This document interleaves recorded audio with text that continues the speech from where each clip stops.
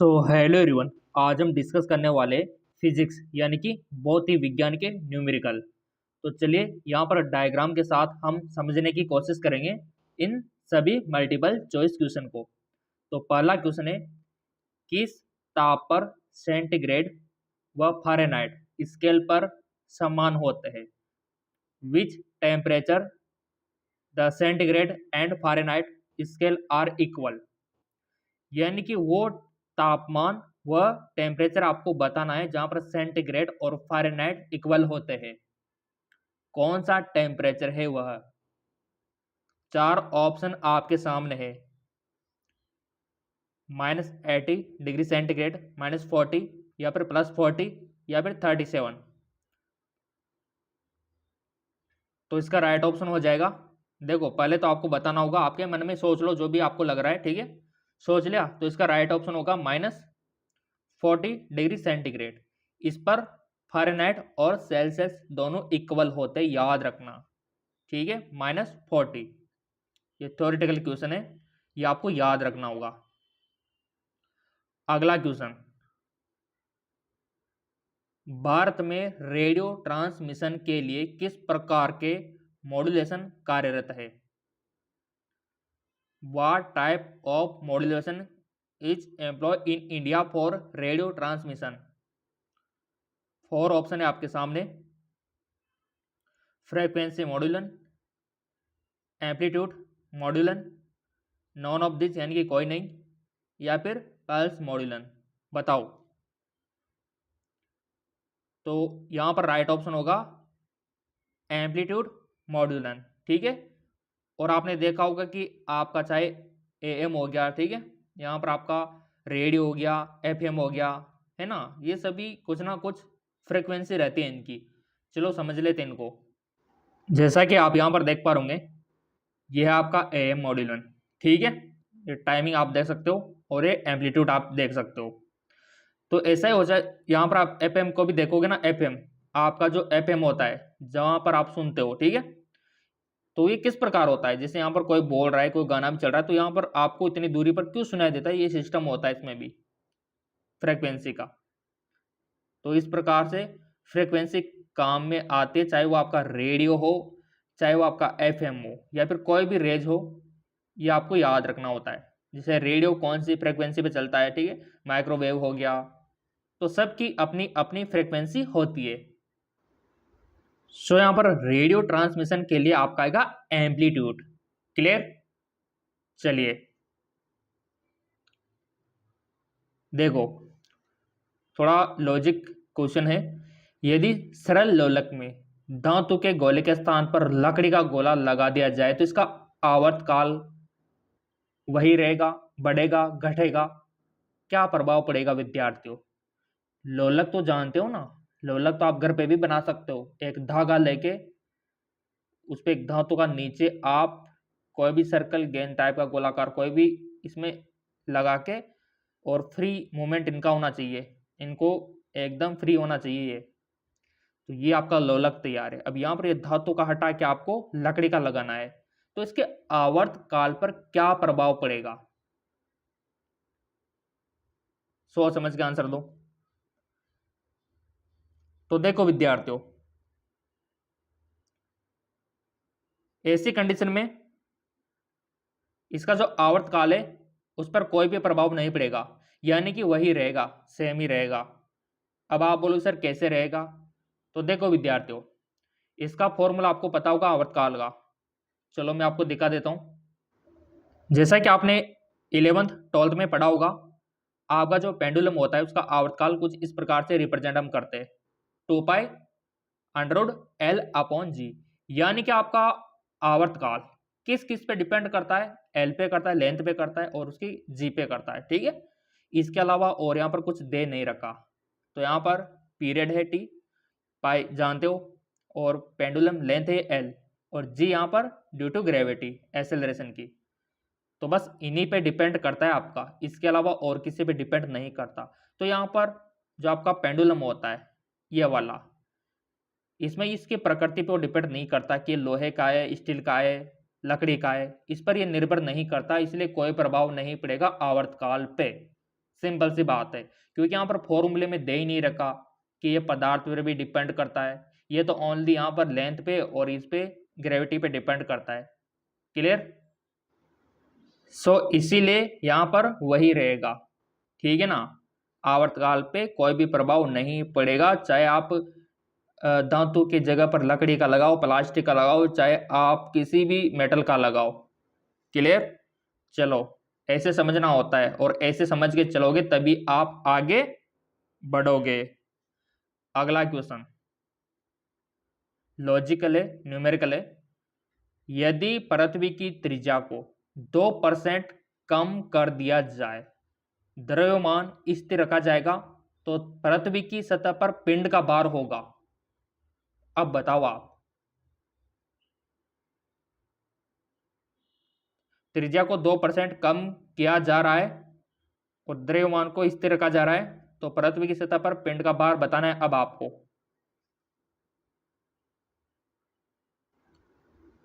तो देखिए विद्यार्थियों, बहुत ही आसान है। यहां पर हम पृथ्वी की त्रिज्या को 2% कम कर रहे हैं। किसको? त्रिज्या को, यानी कि आर को। तो फॉर्मूला तो पता है ना आपको? अगर नहीं है तो चलो मैं दिखा देता हूं, क्योंकि ये अपॉन यानी कि बट्टे के नीचे होता है आर स्क्वायर। चलो मैं दिखाई देता हूं आपको। यहां पर आप देख पा रहे होंगे आपका g equal to G M upon r square होता है, ठीक है। इतना सा तो आपको पता ही है। तो यहाँ पर त्रिज्या यानी कि नीचे है, यानी कि इसको कम करेंगे तो ऊपर ये हमारा बढ़ेगा जी का, ठीक है, वैल्यू। तो और भी आप यहाँ पर और क्लियर कर सकते हो, F equal to m g होता है, ये भी आप जानते हो। और भार और द्रव्यमान में भी अंतर होता है, सिंपल सी बात है। तो क्लियर तो आपका यहीं पर ही हो गया कि ये बट्टे में दे रखा है, यानी कि जितनी त्रिज्या घटेगी हमारा उतना ही ऊपर ये इसका मान बढ़ेगा, ठीक है। तो यहाँ पर आपका F equal to m g होता है, और यहाँ पर द्रव्यमान और भार में अंतर आपको पता होना चाहिए। द्रव्यमान तो वो होता है जो किसी वस्तु में उपस्थित पदार्थ की परिमाप होती है, और ये बल को पृथ्वी के केंद्र की ओर खींचने का निरूपित करता है, ये वाला बल, भार, ठीक है। तो वो होता है भार और ये होता है द्रव्यमान। और द्रव्यमान की कोई दिशा नहीं होती, और जबकि इसकी दिशा होती है भार की। द्रव्यमान शून्य नहीं होता है और ये केंद्र पर जो भार है शून्य होता है, ये आपको पता होना चाहिए, बेसिक टॉपिक। और द्रव्यमान, इसका मान पृथ्वी की सभी जगहों पर समान रहता है द्रव्यमान का, और जो भार है वो बदलता रहता है हर एक लोकेशन पे। ध्रुव पे जाओगे तो अलग रहेगा, पृथ्वी के मध्य में आ जाओगे तो अलग रहेगा, तो वो चेंज होता रहता है। और जो द्रव्यमान है इसका मात्रक किलोग्राम होता है, और जो भार होता है इसका न्यूटन होता है, ठीक है। तो इस प्रकार आपको पता होना चाहिए द्रव्यमान और भार में अंतर। टेलीग्राम को फॉलो कर लेना, वहां पर डाल देंगे ये। और ये भी आपको पता होना चाहिए कि F equal to m g होता है, और ये भी आपको पता होना चाहिए g equal to G M upon r square, यानी कि त्रिज्या कम होगी तो इसका मान बढ़ेगा। अब यहाँ पर भी त्रिज्या कम हो रही है तो सिंपल सी बात है कि भार बढ़ेगा, ऑब्वियसली बात है, क्योंकि फॉर्मूला पता है तो सब पता है आपको। और मैंने बोल रखा है कि फॉर्मूला याद कर लेना फिजिक्स में, बस काम वहीं पर बन गया आप लोगों का। अगला क्वेश्चन, एक तनी हुई रबड़ में क्या होता है? जो एक तना हुआ रबड़ होता है, जैसे मान लो एक तना हुआ धनुष हो गया, तना हुआ गिलोल हो गया, है ना, कोई भी खिंचा हुआ रबड़ हो गया, कोई भी खिंचा हुआ स्प्रिंग हो गया, उसमें क्या होता है? क्या उसमें गतिज ऊर्जा अधिक हो या स्थितिज ऊर्जा यानी कि पोटेंशियल एनर्जी अधिक होगी, या फिर आपकी जो पोटेंशियल एनर्जी वो कम होगी, या फिर गतिज ऊर्जा कम होगी? तो बच्चों वाला क्वेश्चन है कि कोई भी धनुष खिंचा हुआ है, कोई भी रबड़ खिंचा हुआ है, तो उसमें स्थितिज ऊर्जा ही होती है अधिक। क्या होती है? Potential energy. जैसे मान लो ये आपका धनुष है, ठीक है, और पढ़ा भी होगा आपने, तो ये धनुष ऐसे खिंचा हुआ है रबड़, ठीक है, इसका जो रबड़ है वो खिंचा हुआ है, ऐसा मान लो ऐसे खिंचा हुआ है, तो इसमें क्या स्टोरेज है? स्थितिज ऊर्जा। कोई भी स्प्रिंग है ऐसे लंबी स्प्रिंग, ठीक है, और इसको दोनों तरफ से दबा के आपने ऐसे इसको बिल्कुल छोटा कर दिया, तो इसमें एनर्जी आ गई, कौन सी? स्थितिज ऊर्जा। जब आप छोड़ोगे तो ये किसी को भी फेंक सकती है। तो इसमें क्या होती है, कोई भी पदार्थ इलास्टिक होता है, उसको खींचते हैं तो उसमें स्टोरेज हो जाती है स्थितिज ऊर्जा, ठीक है। तो इतना सा आपको पता होना चाहिए। जैसे मान लो कोई भी गतिशील कार है तो उसमें क्या होती है, उसमें होती है आपकी काइनेटिक यानी कि गतिज ऊर्जा। कोई भी गतिशील है तो उसमें गतिज ऊर्जा होती है, और कोई भी पदार्थ जिसमें स्टोरेज किया हुआ है उसमें स्थितिज ऊर्जा होती है। चलिए अगला क्वेश्चन, हाइजेन की वेव थ्योरी किसकी व्याख्या नहीं कर सकती? यानी कि आपको पता होना चाहिए कि हाइजेन की जो वेव थ्योरी है वो किस किस की व्याख्या करती है। तो ये पता है तो ये क्वेश्चन आप कर सकते हो। तो देखो हमको तो पता है कि जो हाइजेन की वेव थ्योरी है वो ध्रुवीकरण की व्याख्या करती है, विवर्तन की भी करती है, व्यतिकरण की भी करती है, इंटरफेस की। तो बचा क्या, एक ही बचा, फोटो इलेक्ट्रिकल इफेक्ट। इसकी व्याख्या नहीं करती क्योंकि ये बिल्कुल अलग है किरण प्रकाशिकी से, बाकी सारे ये इसकी व्याख्या करता है। नेक्स्ट, किरचॉफ के प्रथम और द्वितीय नियम के संरक्षण पर आधारित है। किरचॉफ के प्रथम और द्वितीय नियम के संरक्षण पर आधारित है। ऊर्जा और आवेश, द्रव्यमान और आवेश, आवेश और ऊर्जा, इनमें से कोई नहीं। किरचॉफ का दोनों नियम आपको पता होना चाहिए इसके लिए। तो किरचॉफ के नियम तो आपने पढ़े होंगे, तो आंसर भी कर दोगे आप। तो बहुत ही आसान है, charge and energy. Charge and energy देख सकते हो आप, चार्ज एंड एनर्जी, आवेश और ऊर्जा, आवेश और ऊर्जा संरक्षित रहती है। और इसके दोनों नियम मैं आपको दिखा देता हूं। जैसा कि आप यहां पर देख पा रहे होंगे, किरचॉफ के दो नियम है। पहला नियम धारा नियम, दूसरा वोल्टा का नियम, देख सकते हो आप। तो प्रथम नियम तो ये कहता है कि किसी विद्युत परिपथ में किसी भी संधि पर निकलने वाली समस्त विद्युत धाराओं का जो योग है वो शून्य होता है। ये तो इसका प्रथम नियम है। सो आप यहाँ पर धारा का नियम बुला सकते हो प्रथम को, और द्वितीय को वोल्टा का नियम। So right option is charge and energy. ठीक, नेक्स्ट अगला है आपका, इनमें से कौन सा कथन सत्य है? Which of the following is true? तो बेसिकली इसमें से आपको पहले तो फॉल्स को पहचानना है कि कौन सा कथन इसमें असत्य दे रखा है। तीन तो इसमें असत्य है, बाकी एक ही इसमें ट्रू है। और ये आपने पढ़ा होगा संगठन वाले चैप्टर में, टक्कर वाले चैप्टर में, संवेग के बारे में, संवेग और ऊर्जा। तो देखो, सभी टक्करों में संवेग संरक्षित नहीं होता, लेकिन इलास्टिक टक्कर में गतिज ऊर्जा सुरक्षित रहती है। या फिर सभी टक्करों में संवेग सुरक्षित रहता है लेकिन गतिज ऊर्जा में नहीं। या फिर सभी टक्करों में संवेग और गतिज ऊर्जा दोनों सुरक्षित रहती है। क्या ये बात सही है? या फिर इलास्टिक टक्कर में न तो संवेग सुरक्षित रहता है और न ही गतिज ऊर्जा? कौन सी बात सत्य है?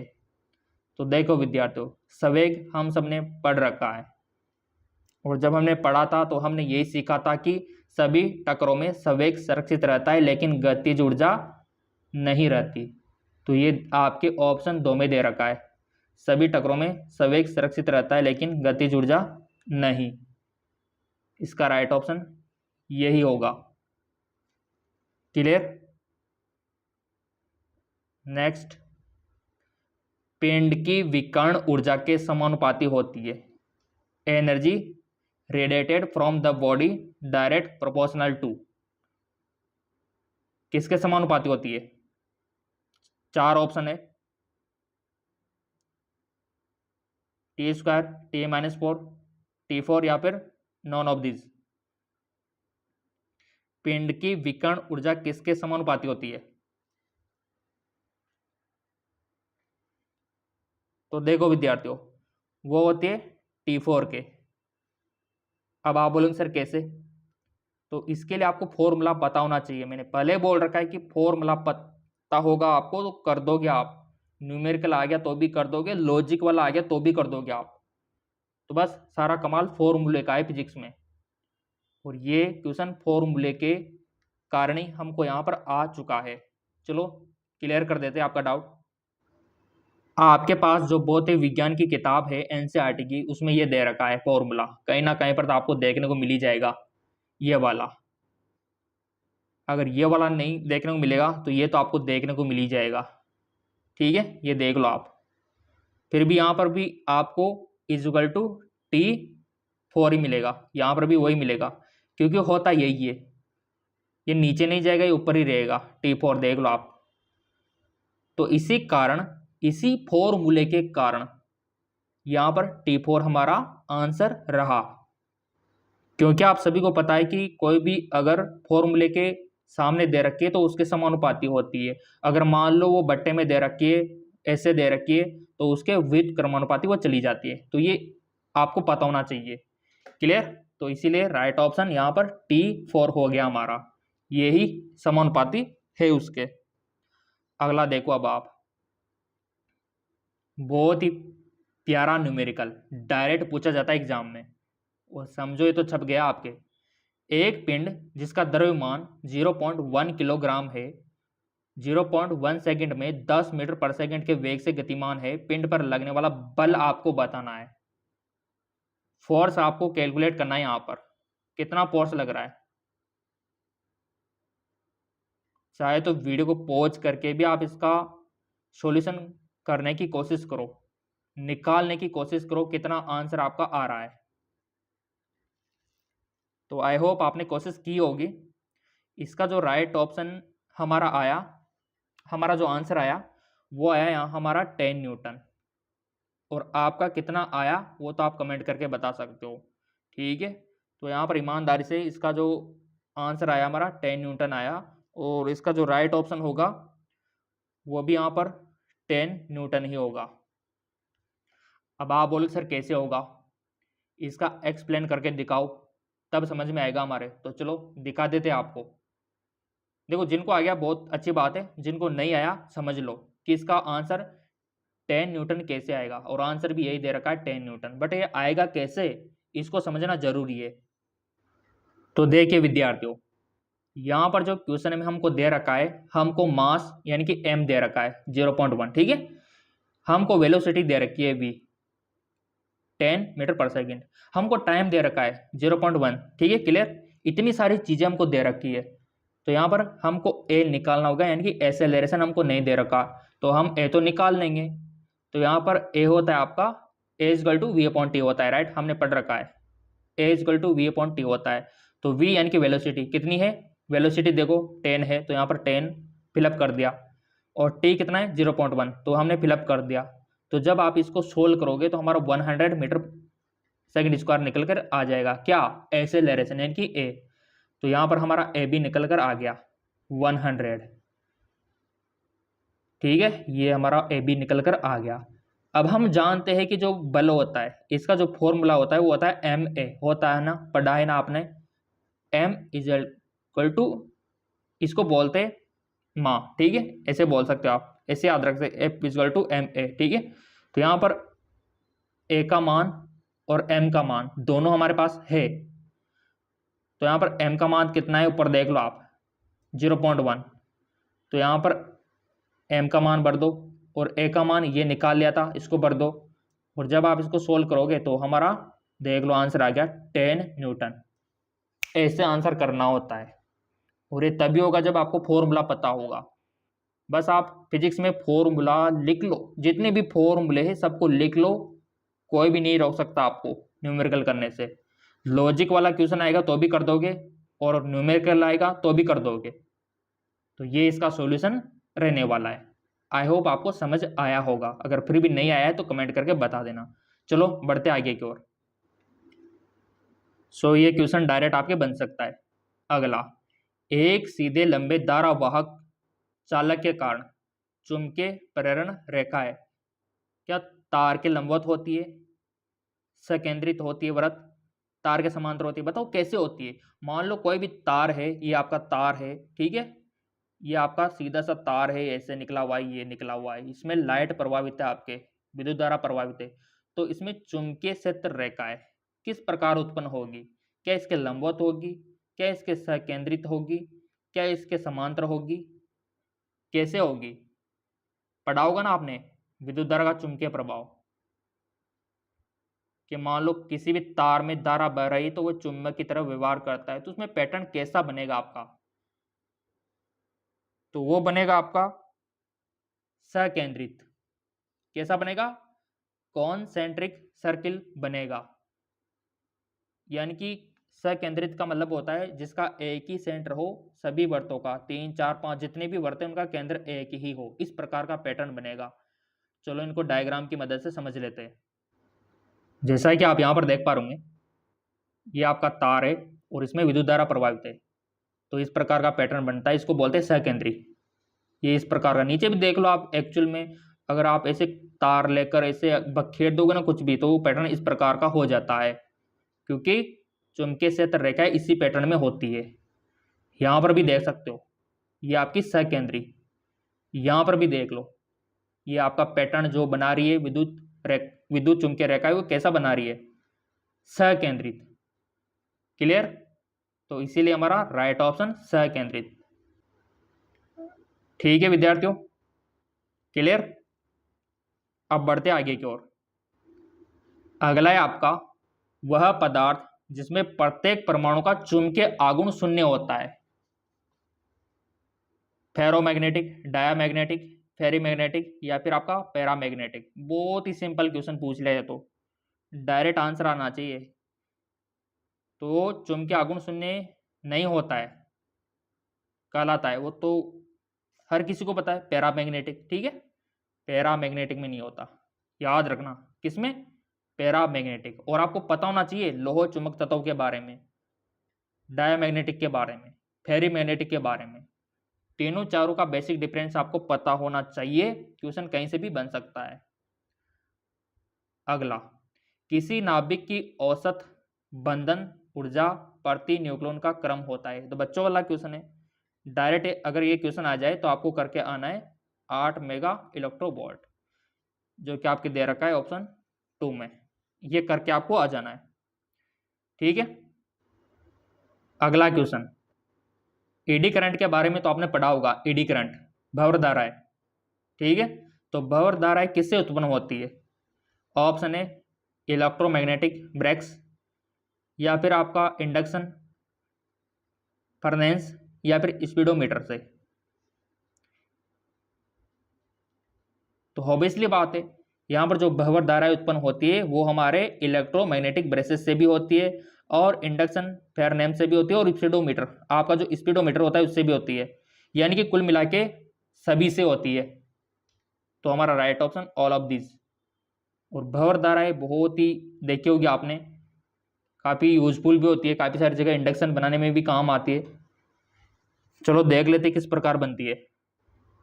जैसा कि आपको पता होगा कि जो चुंबक के दो ध्रुव होते, नॉर्थ साउथ, उनके बीच में किसी मेटल को मूवमेंट कराया जाए तो हीट होने लगता है, क्योंकि उसमें भंवर धाराएं बनने लगती है। जो आपका इंडेक्स होता है, काफ़ी सारों ग्रोह में भी होगा इस प्रकार का इंडेक्स, इसमें वही सिद्धांत काम करता है भंवर धारा वाला। ये इस प्रकार का ये इंडेक्स होता है, इसमें कोई भी मेटल का रख दो पानी गर्म हो जाता है, बट अगर आप हाथ रख दोगे तो कोई दिक्कत वाली बात नहीं है, क्योंकि ये मेटल जब रखा जाएगा तभी उत्पन्न होती है भंवर धाराएं, है ना। तो इसमें यूज होता है भंवर धारा का इंडक्शन में, तो वो इसी सिद्धांत पे काम करता है। तो ये तो वैज्ञानिकों की खोज है। इस प्रकार उन्होंने मूवमेंट कराया तो हीट हो गई, हीट हुई तो उन्होंने सोचा क्यों ना हम इंडेक्स बना दे, तो ये इंडेक्स लॉन्च कर दिया। तो साइंस दिन ब दिन तरक्की कर रही है। ठीक है, तो आई होप आपको समझ आया होगा। सो इसीलिए हमारा right option all of this. और ये जो पीडीएफ है ये आपको एमकेएस एकेडमी ऐप पर मिल जाएगा, डाउनलोड कर लेना आप। एमकेएस एकेडमी ऐप का लिंक नीचे दे रखा है डिस्क्रिप्शन में, और टेलीग्राम का भी नीचे दे रखा है, तो जाओ डिस्क्रिप्शन में लिंक दिया हुआ है, फॉलो कीजिए।